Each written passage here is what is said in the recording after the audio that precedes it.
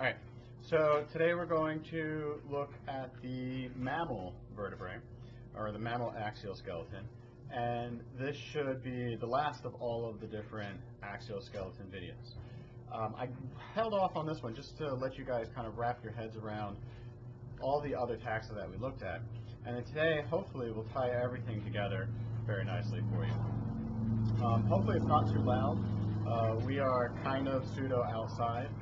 We have windows open, and so you might hear some traffic, but I'm hoping it's not too bad. It's a beautiful day though, so I'd rather leave them open.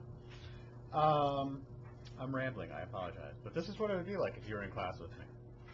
So I'll draw a little bit on the board. Obviously we have our cat here as well, so that I can point some things out to you on the actual skeleton. And then I also have some bones here that we'll use as well as we go through. So one of the first things I wanted to do was to just draw the basics of what we're looking at with a vertebrae. So with all of our vertebrae that we've looked at thus far, you've had a body to that vertebrae, a centrum, right?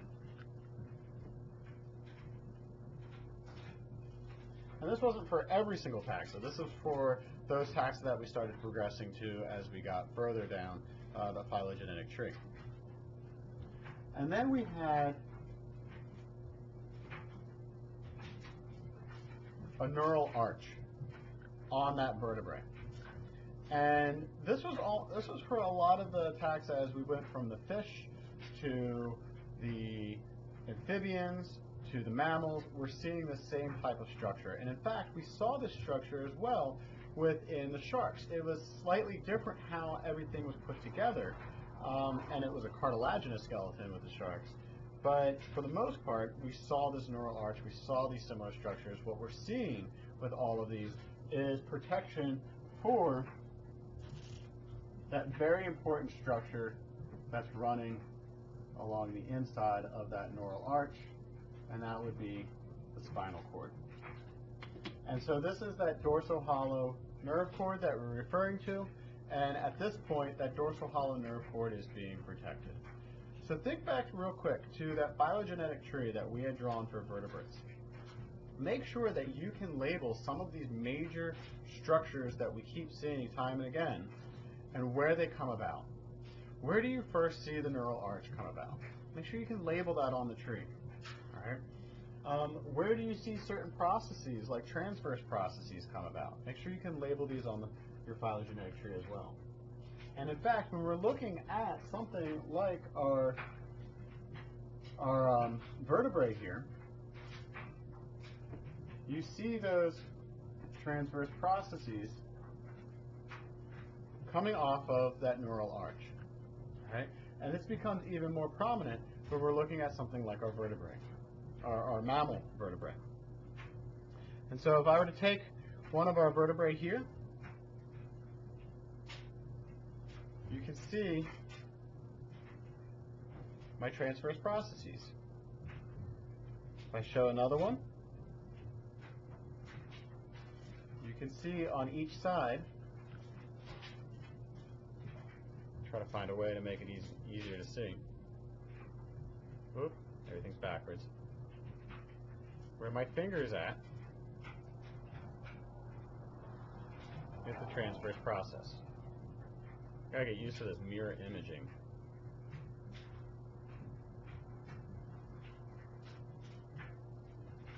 When we look at the vertebrae for a mammal, things become, as you might see, especially with the bold fonted terms, more complex. And so now, if these are my transverse processes,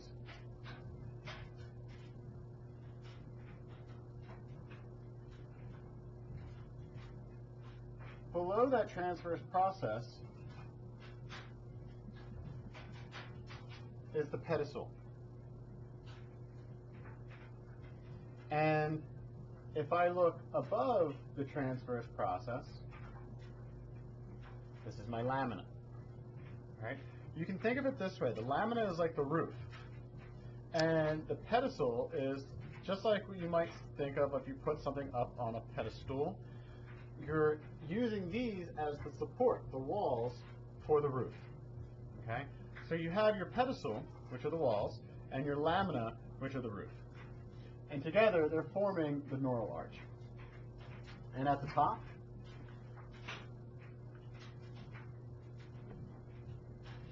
you have your neural process.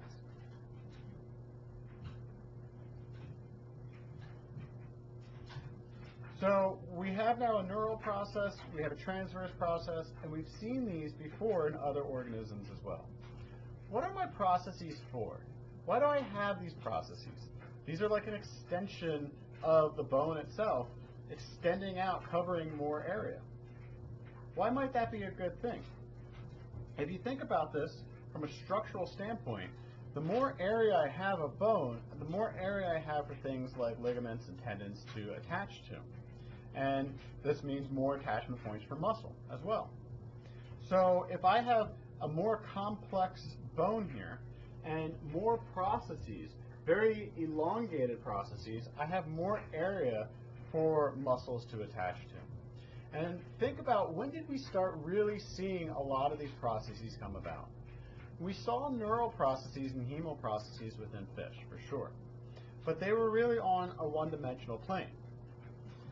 It wasn't until we left the aqueous environment and we moved into a terrestrial environment that we started to see transverse processes. Think about where you would put transverse processes on that phylogenetic tree. Now we have more attachments for muscles and ligaments. We have more complexity because we're in a more complex world now. We're moving across the landscape. We're moving up trees. We're moving down into the ground. We're moving along all these different types of substrates. We're not just swimming through an aqueous environment. And so this makes sense that we start to see more complexities with these different structures. All right, and you'll see that with other bones as well when we get into the appendicular skeleton, for sure.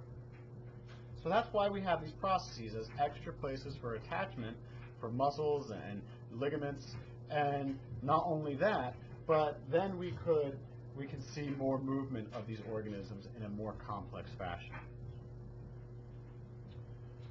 So this is our basic blueprint for one of our vertebrae.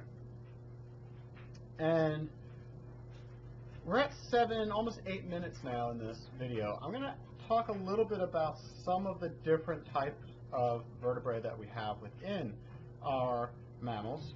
We have 5 different types of vertebrae. We're going to have our cervical, we're going to have our thoracic, we're going to have our lumbar, we're going to have our sacral, and then we're going to have our caudal. All right? So we've added on a couple more than what we originally saw in previous taxa. I'll talk a little bit about the cervical vertebrae now, and then after that I'm going to stop the video just so you guys can have a little bit of pause and walk away a bit, and then come back and we'll talk about the rest of the vertebrae. The cervical vertebrae are fairly small, as you can see within the cat. These are going to be these vertebrae right here that you might consider as the neck. And if we were to take a look at these vertebrae, and let me see if I have something I can put these up against that might make it easier to see.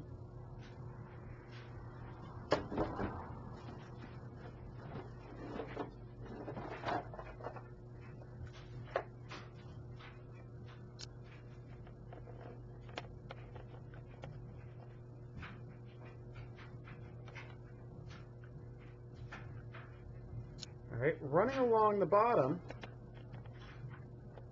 that are now flaring up, you can see sticking out to the side over here, is the transverse process. At the top, dorsal to that, which would be over here, are my pre- and post-zygopophyseal facets. At the top is the neural process. And so you can see if it's facing this way, the neural process is always flaring to the posterior end. So it's going to my right. Then if that's the case, then the anterior is there we go, on this side, and the posterior is on this side. So if that's the case, these facets that are on this side would be the anterior portion. So those are my pre-zygopophyseal facets, and those on the back end here, the posterior side, would be my post-zygopophyseal facets. Once again, transverse processes are towards the ventral side, and the neural processes are all the way on the dorsal side.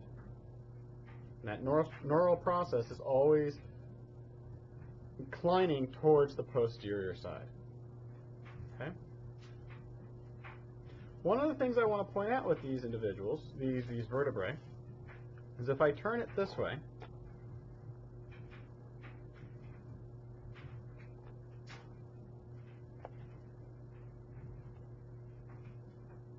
you see I'm kind of holding on to the transverse processes right now.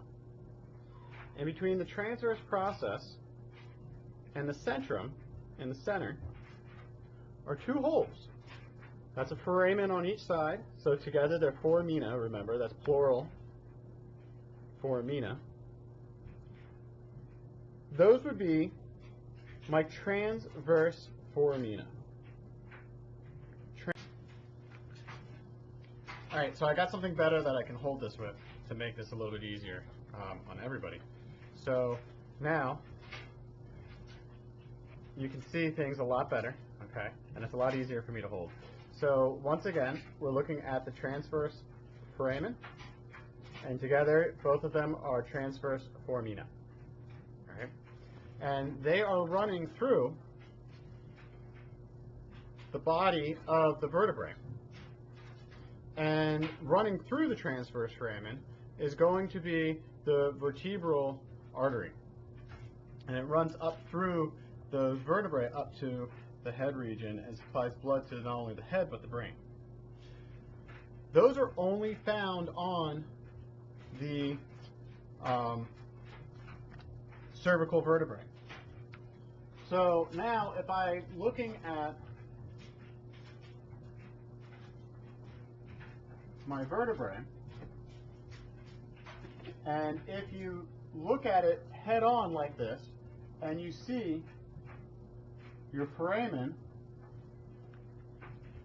on that cervical or on that vertebrae, then you know you're looking at a cervical vertebrae. Only the cervical vertebrae have that transverse foramen. Okay? There's only one other type of foramen that we're going to be learning about. And to see that one, you have to put two of your vertebrae together, and unfortunately these two vertebrae that I have in my hands don't really fit well together. But if we look at the cat and we look at the vertebral column, we see located on that vertebral column holes running in between successive vertebrae. Those holes that are running between successive vertebrae are known as your vertebral foramen. So you now have your transverse foramen, which you can find on the cervical vertebrae, and you have your vertebral foramen, which are found in between each successive foramen. Those vertebral foramen are going to be similar, analogous to the neural foramen that we had on the shark. This is going to be where you see the nerves from the spinal cord branching off and leaving the vertebral column. All right. I'm looking over your list of words right now that you should know, and I don't see transverse foramen on there. I see intervertebral foramen, which is what I'm referring to here as the vertebral foramen, the intervertebral foramen. The transverse foramen should be on that list. You should know transverse foramen because that's a key identifying characteristic of cervical vertebrae. So here I'm looking at cervical vertebrae. There's two specialized cervical vertebrae as we get closer to the head. And that's going to be the atlas and the axis. They're going to look a little bit like this.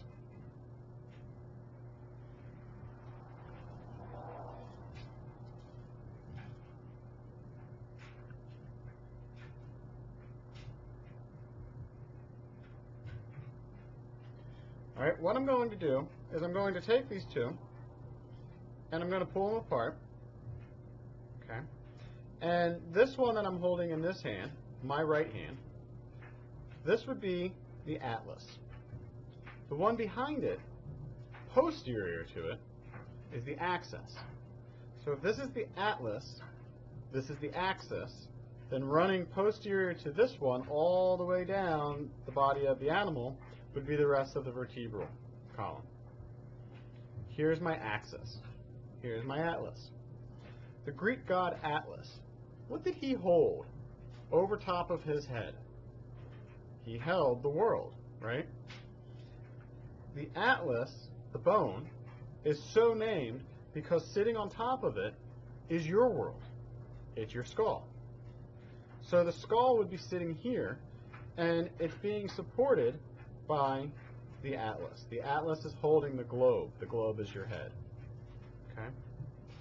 Once again, you have your pre-zygopophyseal facets that are going to articulate with two facets that are on the back of your head.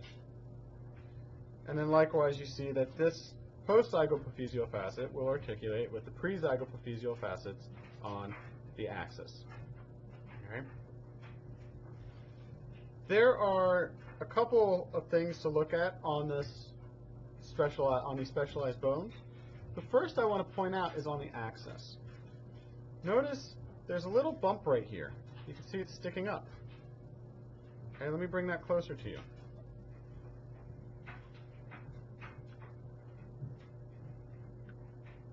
You can see that bump right here. All right, that is called the dens. And it's homologous to the odontoid process that we learned about earlier. The odontoid process we saw on amphibians. This is homologous to it. It's called the dens. And similarly, when these two come together, you can see that the dens is sticking through that vertebral canal, and it would run up into the skull of the animal through that foramen magnum, just like we talked about when we looked at the back of the bear skull. And on the back of the bear skull, you can see these condyles that are going to articulate with the pre-zygopophyseal facets on the atlas. So what I'm showing you here, put my bear skull down, is that you have this specialized structure called the dens. And the dens is what really is going to allow the head to move side and side, sideways and sideways, like this. Okay? So, in other words, my head, when I do this, is moving on that axis. That is controlled by the dens, which is on the bone, the axis. See how I'm linking those two together? All right?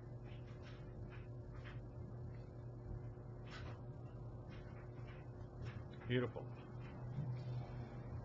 The other thing I want to point out is if you look at these bones, and if I look at it like this, you can see I still have, by my thumb there, two transverse processes. These are cervical vertebrae. If I were to look at my atlas, I'm going to see the same thing.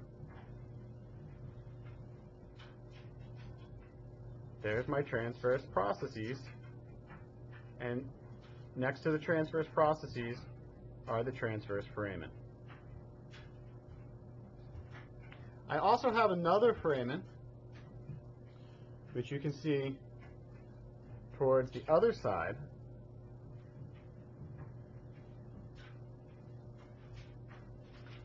These little holes right here, down towards now the bottom of this vertebrae. Those are my atlantial foramen, and you don't need to know those. But there are another set of foramen on the atlas, but you don't need to know those. One of the reasons why I want to point that out, though, to you is because if you look at page 165 in your textbook, there is a mistake. At the very top of page 165, they're showing you the atlas. And on the right-hand side, they're showing you the ventral view, looking at it like this. And the other figure is showing you another view.